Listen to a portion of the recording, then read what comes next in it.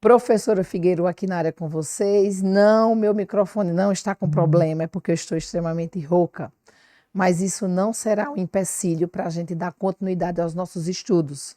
Então, se você chegou aqui agora, sejam todos muito bem-vindos. E a gente tem uma aula dessa playlist onde vai retratar as 3 teorias sobre ácidos e bases. É a base para a gente iniciar o estudo das funções inorgânicas.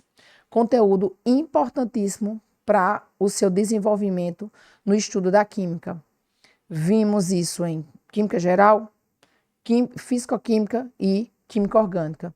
Então, você saber classificar ácidos, bases, sais e óxidos, saber nomear, gente, isso aí é ponto fundamental para a tua aprovação. Então, vamos deixar de enrolação e vamos embora. Peço desculpa mais uma vez por minha voz e vamos correr, senão eu vou ficar sem voz antes de terminar essa aula. Vamos lá. Gente, as funções inorgânicas, elas vão ser classificadas em 4 grupões. Por que que esses compostos inorgânicos são divididos em subclasses? Para que a gente possa estudar eles como um todo. Fica mais fácil eu estudar as classes dos compostos do que estudar os compostos separadamente. Até porque os ácidos são ácidos, bases, sais e óxidos, porque tem algum comportamento químico semelhante.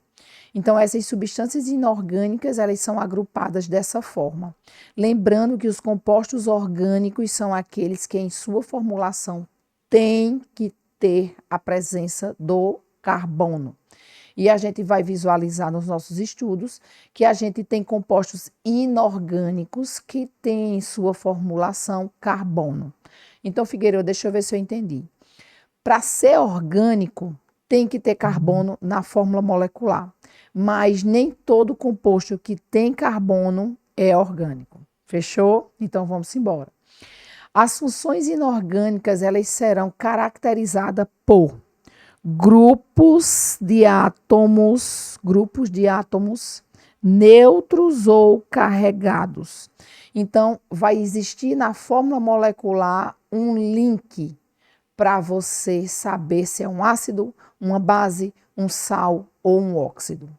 Então, esses determinados grupos de átomos ou átomos, eles serão responsáveis por esse comportamento químico semelhante entre essas classes. Vamos embora. Então, vamos relembrar a teoria que a gente mais utiliza, que é a teoria de Arrhenius.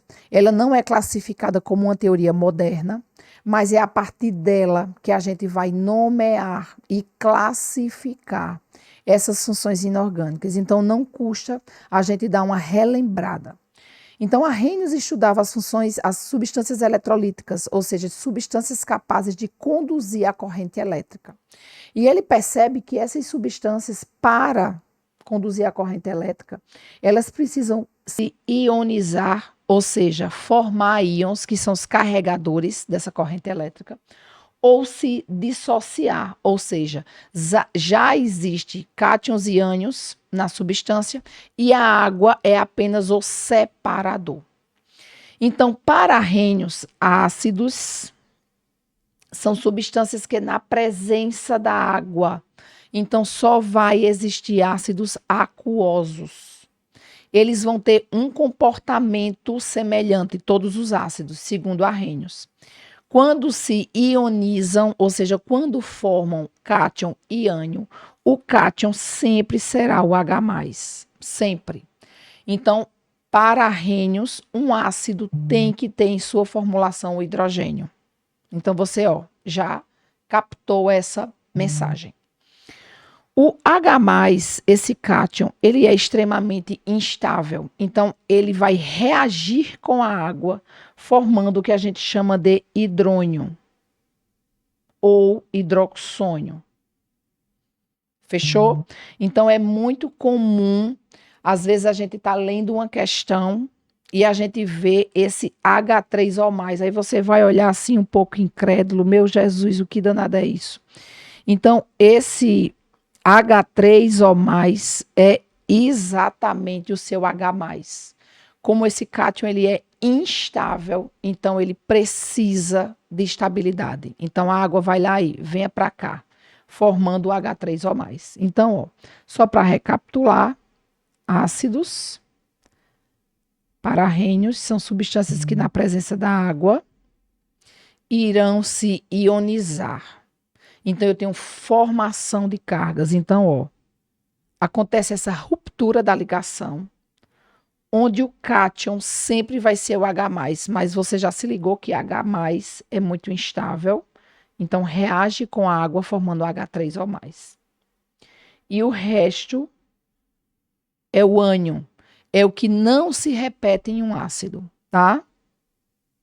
Ácido são substâncias que na presença da água irão se ionizar, ruptura. A parte positiva, o cátion, sempre será o H+, que você sabe que o mais correto é você escrever H3O+. E o restante é a parte negativa, é o ânion. Esse balanço de cargas, ele tem que ser igual a zero. Um mais com um menos igual a zero. Um mais com um menos igual a zero. Tá? Vou fazer o terceiro exemplo.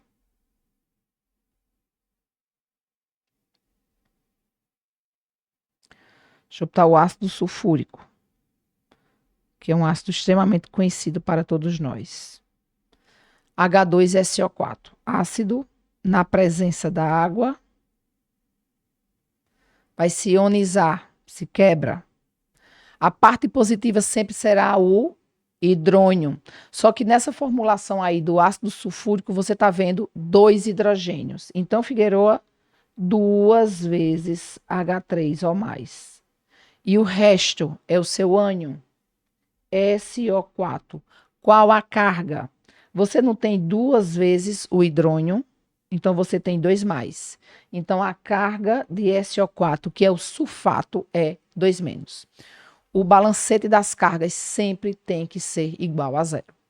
O que você precisa memorizar, e nem é memorizar, porque isso aí fica tão introduzido em sua mente, é que a carga do hidrônio é 1+. Essa carga ela não muda. Então, dessa forma, fica mais fácil você saber a carga do ânion. Fechou? Então, a gente vai ver agora a parte da classificação dos ácidos. Então, os ácidos podem ser classificados de acordo com a presença ou não de oxigênio. Então, gente, é cara crachá. É cara crachá.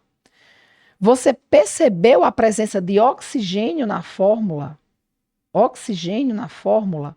Então, o ácido ele é dito como um oxiácido, ou seja, presença de oxigênio na fórmula. Não tem oxigênio na fórmula, esse ácido ele é classificado como um hidrácido. Cara crachá.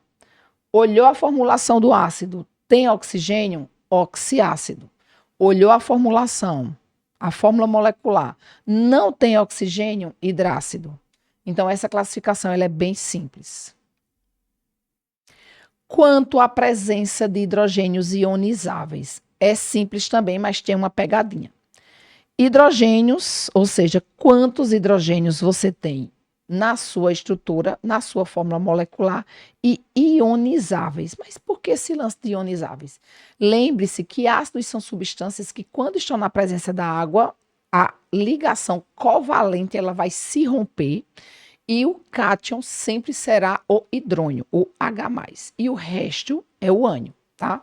Então, dessa forma, os ácidos podem ser classificados como monoácidos, ou seja, um hidrogênio, diácidos, ou seja, 2 hidrogênios, triácidos, ou seja, 3 hidrogênios, tetraácidos, ou seja, 4 hidrogênios ionizáveis. Os hidrogênios ionizáveis são aqueles que estão ligados diretamente ao átomo de oxigênio para os oxiácidos, quando a gente desenha a estrutura de Lewis. Por que eu estou falando isso? Porque a gente tem sempre as exceções à regra. Então, esses 2 rapazes aqui, ó, apesar de você estar vendo a presença de 3 hidrogênios, o H3PO3, ele só tem 2 hidrogênios ionizáveis. Então, ele é classificado como um diácido. E o H3PO2, ele só tem um hidrogênio ionizável. Ou seja, só tem um dos hidrogênios ligados diretamente ao oxigênio. Então, Figueiredo, deixa eu ver se eu entendi. Hidrogênios ionizáveis para os oxiácidos são aqueles que estão ligados diretamente ao oxigênio. Fechou? Os hidrácidos não tem isso. Então, a gente tem só essas exceções aí e o resto você tira de letra. Olhou é cara crachá. Olhou a quantidade de hidrogênios, você sabe se vai ser um monoácido, diácido, triácido ou tetraácido. Beleza? Vamos embora. Outra classificação, e para mim é uma das mais importantes para o seu estudo, seja ele Enem, vestibular ou concurso, é a força de um ácido. Então vamos lá, vamos entender primeiro o que seria esse grau de ionização. Então veja, o que caracteriza um ácido segundo Arrhenius é a presença do hidrônio, daquele H3 ou mais, quando dissolvido em água. Então veja que essa estrutura de Arrhenius, ela fica muito amarrada ao solvente água. Só existe ácido se tiver água. Só existe ácido se tiver hidrogênio. São teorias extremamente restritivas, mas isso não tira a credibilidade dessas teorias para a gente estudar, tá?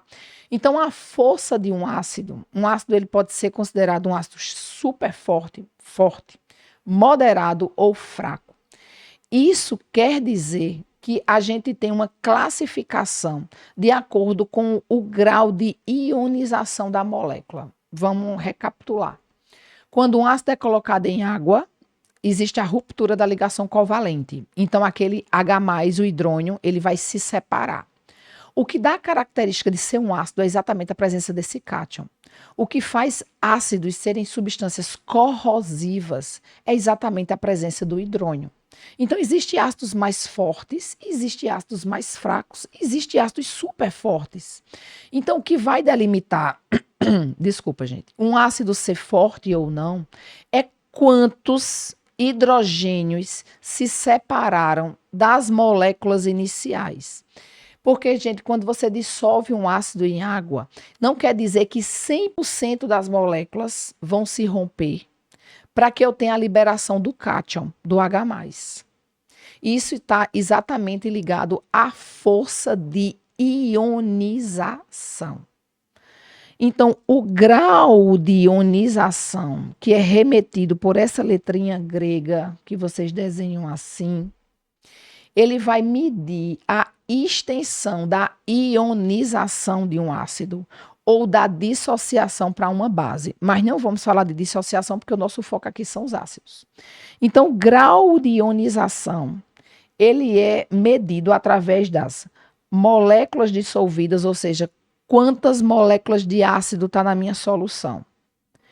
E quantas moléculas conseguiram se ionizar, conseguiram se quebrar.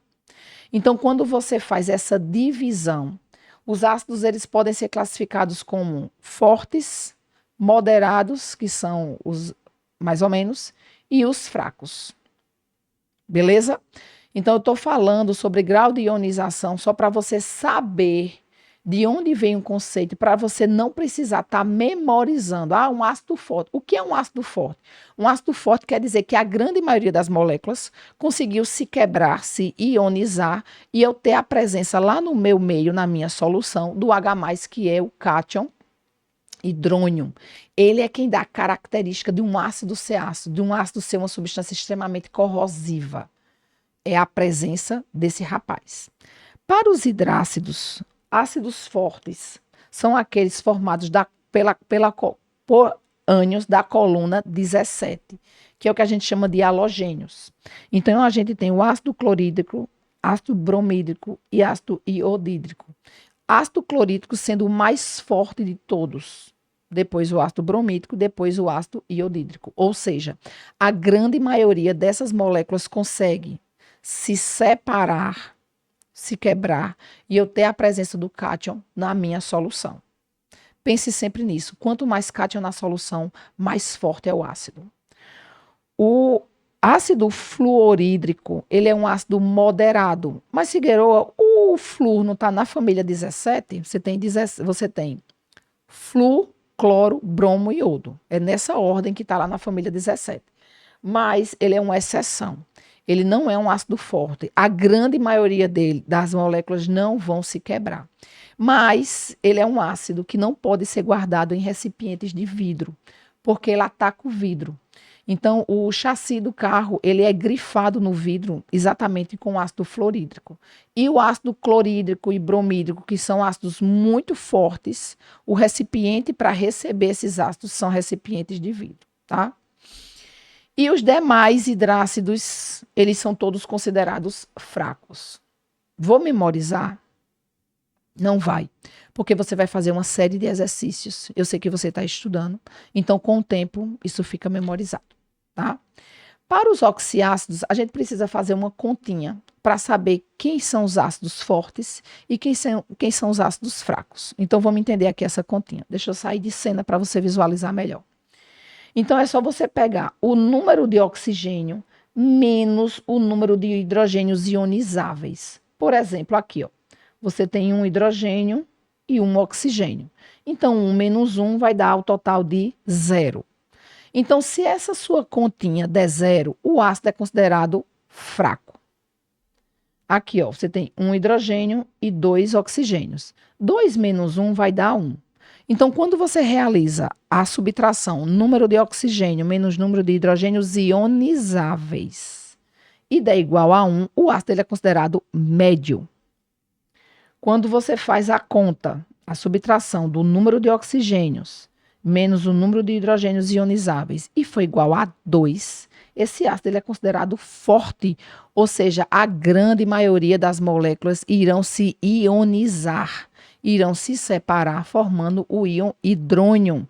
Então, esse ácido ele é forte, muito forte não, ele é forte.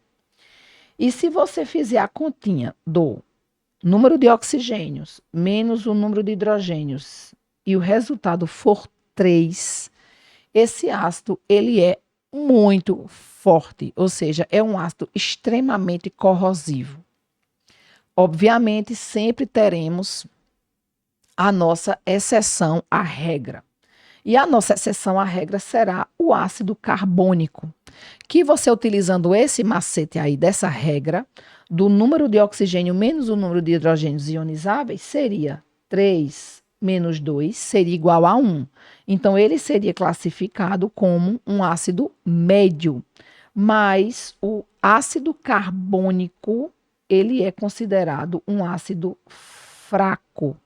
Mesmo a subtração de 3 menos 1 dando 1, e para a regra geral seria um ácido médio, tá? Então, sempre você vai ter essas suas exceções e tá tudo bem. Quanto à volatilidade, ou seja, volatilidade, capacidade que o ácido tem de passar da fase líquida para a fase gasosa. Então, a gente vai ter vapores de ácido. O que é que acontece? Os ácidos podem ser classificados como ácidos fixos,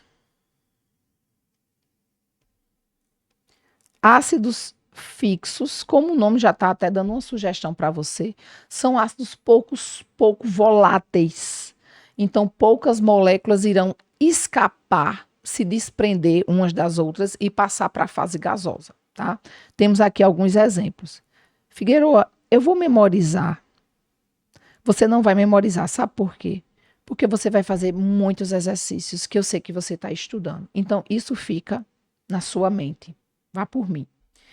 A volatilidade de um ácido, ela está totalmente vinculada a forças intermoleculares, que é a união entre as moléculas. Então, se o ácido tem grande afinidade, as moléculas umas pelas outras, ou seja, as forças intermoleculares que estão agindo ali naquele ácido é do tipo dipolo-dipolo ou ligações de hidrogênio, que são interações fortes entre as moléculas. Então, as moléculas elas ficam unidas. Então, as moléculas elas não vão escapar umas das outras para passar para a fase gasosa. Então, isso faz um ácido ser volátil, ou não. Então, quando você vê a estrutura do ácido, da fórmula molecular, visualize se essas moléculas vão interagir umas com as outras através de forças intermoleculares do tipo ligação de hidrogênio ou forças do tipo dipolo-dipolo, beleza? Já os ácidos voláteis são aqueles que as moléculas conseguem se desvincular umas das outras e passar para a fase gasosa.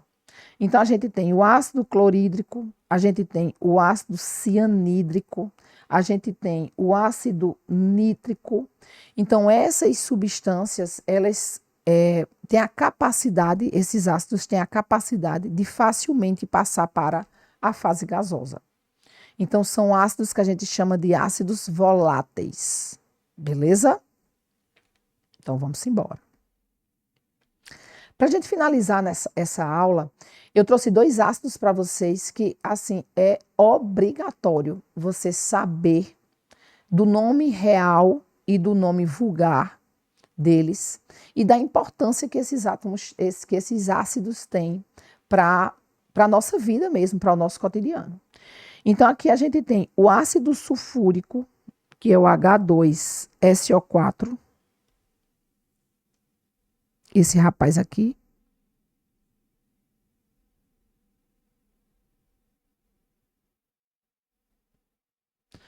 O ácido sulfúrico. E a gente tem o ácido clorídrico, que é o HCl.